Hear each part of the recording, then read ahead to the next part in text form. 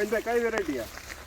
આપણે જીજી 40 number 40 number variety છે. આપણે જુનાગઢ યુનિવર્સિટી જે બહાર પડી ને તેલીબિયા સંશોધન કેન્દ્ર જુનાગઢ દ્વારા સંશોધિત વેરાયટી જીજી 40 નંબર. તો આજે આપણે ફિલ્ડ જોવા આવ્યા હતા. હા. તો અત્યારે આ ફિલ્ડ તમે જુઓ ને તો આમાં જુઓ અત્યારે આમ ગણો તો 90 થી 95 દિવસનો થયો છે. હા. અને આપણે બીડરનો પ્લોટ છે આ. હા. બરોબર છે. તો આમાં ક્યાં જે ટપકા રોગ ને એવું આમાં જોવા મેલું આમાં નથી. આ ગિરનાર કરતા અત્યારે રોગ પ્રશક્તિ ગણો તો આમાં હારામારી અત્યારે હોય એવું મને જોવામાં લાગે છે. ઘણી જગ્યાએ એવું છે આ વિસ્તારમાં ઘણી જગ્યાએ ગિરનાર ચાર અત્યારે પીળી દેખાય છે, પણ આમાં એટલી પીળી પણ નથી દેખાતી. હજી પાકવાના તો ઘણા દિવસની વાર છે, છતાં હજી એમાં કદાચ 25 દિવસ કે 1 મહિનો હજી પાકવાનો લેશે આમાં. હા. તો આપણે એકાદ બે છોડવા ઉપાડીએ. હા.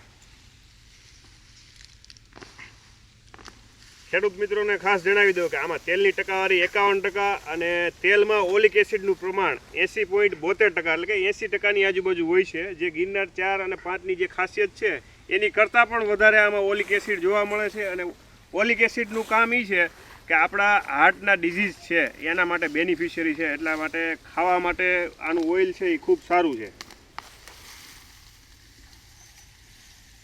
અને અત્યારે જો ફ્લાવરિંગમાં પણ બહુ સારામાં સારું છે. હજી સુયાની બેઠક ને બધું ચાલુ જ છે. અને પોપટો રહ્યો ને એ આમાં દાણાનો એકદમ ભરાણો હોય. પોપટાની સાઇઝ મીડિયમ છે, પણ દાણો એકદમ મજબૂત ભરેલો હોય ને એ રીતનો છે.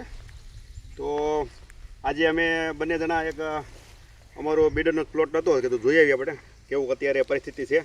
તો આજે 90 દિવસની આજુબાજુ આ અમે જોઈ જવા એનો પોપટો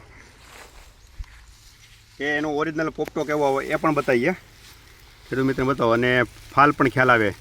આ આપણે લાઈવમાં ઉપાડેલા છોડવા છે, કોઈ મૂળિયા કાપેલા કે એવા છોડવા ભેગા નથી કરેલા, જેથી કરીને વાસ્તવિકતા હોય એ પણ ખ્યાલ આવે. બીજું ગોવિંદભાઈ, બીજું કઈ રીતે આ વેરાયટી અલગ પડે છે? આનો અલગ તો આમ ગણો ને તો જો કે આનો અત્યારે પાંદડા તમે જો તો બધા લીલા છે. ક્યાંય ઘેરું ટીકા ખેતરમાં છે. આ છોડ આપણે અહીંથી જ ઉપાડ્યા, બરોબર છે. તો હજી વાર છે, એટલે પોપટા પણ નાના મોટા બધા છે, કારણ કે નાના પોપટા હજી તો મહિનો લે છે, એટલે એ તો બધા કમ્પ્લીટ થઈ જશે. એટલે ફાલની દ્રષ્ટિએ પણ સારામાં સારું છે. અને ગિરનારની ઘોડે જેમ ગિરનાર 4 આવે એમાં 78% ઓલિક એસિડ આવે. આની અંદર એની કરતાં પણ પ્લસ એટલે કે 80% ઉપર આવે છે. અને એમાં આપણે સૌરાષ્ટ્રની અમુક જમીનમાં તો અમે ગયા વર્ષે ઓલિક એસિડ રિપોર્ટ પણ કરાવ્યો હતો. 82% સુધી પણ આમાં ઓલિક એસિડ નીકળેલું હતું. તો એ રીતે ખાવાના તેલના પર્પસ માટે અત્યારે આમ ગણો તો ગિરનાર 4 પછી એટલે કે જીજી 40 નંબર મગફળી બધા કરતાં સારામાં સારી રહેશે ભવિષ્યમાં એમ.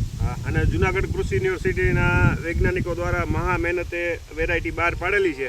ગિરનાર 4માં જો તમારા વિસ્તારમાં રોગ આવતો હોય તો એનું એક આ બેસ્ટ રિપ્લેસમેન્ટ છે કે તમારે હાઈ ઓલિક વાળી વેરાયટી વાવવી હોય અને જો રોગ આવતો હોય તો તમે જીજી 40 નંબર વેરાયટી પસંદ કરી શકો. બીજું શું આમાં રોગમાં આપણે પ્લસ પોઈન્ટ છે? તો બીજો ખેડૂત મિત્રો કે આ વર્ષે ઘણા ખેડૂત મિત્રો એવું બન્યું છે કે પોપટાની અંદર ગિરનાર 4માં કાળા ડાઘ વધારે પીડ્યા છે. તો આમાં એમાં ગણો તો એની કંપનીમાં આપણે નહીં હોત, એટલે કે ડાઘ ન હોય એ ટાઈપનો હસોડો ડાઘ જોવા નથી મળતા. આપણે ઘણા જોઈ શકો. તો આમાં અત્યારે ડાઘ નથી જોવા મળ્યા. નકર હું ગિરનારમાં આ વર્ષે અમુક વિસ્તારમાં એવું બન્યું છે કાળા ડાઘ પીડ્યા છે. એટલે રોગ પ્રતિકારક શક્તિ ખૂબ સારી કહેવાય અત્યારે. ફરી એક નવા વિડીયોમાં મળશું. જો ખેડૂત મિત્રો આ નવીન વેરાયટીઓને લગતી માહિતી તમારે મેળવવી હોય તો અમારો હેલ્પલાઇન નંબર છે 91 065 70 7 38 પર સંપર્ક કરો. ધન્યવાદ.